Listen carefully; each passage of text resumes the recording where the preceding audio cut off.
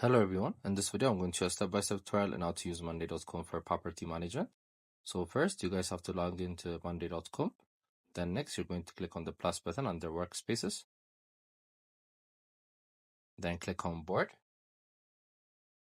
Then you're going to create a new board. You're going to rename it to property inventory. Then select what you're managing, which is projects. Then click on create board. So as you can see, we've created a board.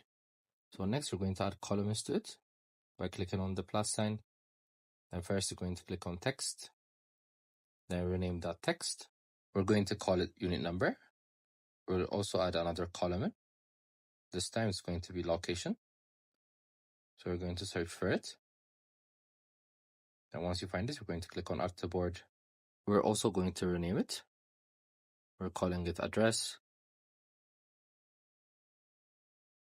Then again, we're going to add another column in.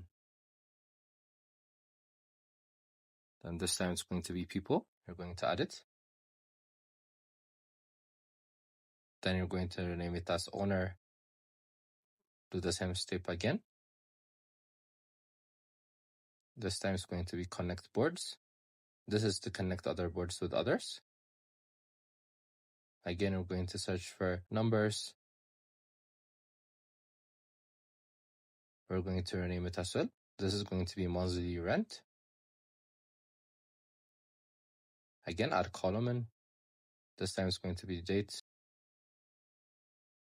We're going to rename it as lease start. Then do the same again. Click on date. Then we're going to rename this as lease end. Again, we're going to add another column in. This time it's going to be status. Then we're going to rename it as property status. Then again, we're going to add another column in and click on files. We're going to rename it as documents. So once you're done with this, you're going to click on automate. So you guys are going to create an automation from scratch. So once you click on it, you're going to search the type of automation you want. So I chose data arrives. Then click on notify. So when a data arrives, they're going to notify you. So depending on your preference, you guys could choose the date and what happens when the data arrives, as well as who's to notify. So you're going to create this type of automations again and again, as much as you want. Then once you do it, it's all set up. So this is how you use it for property management.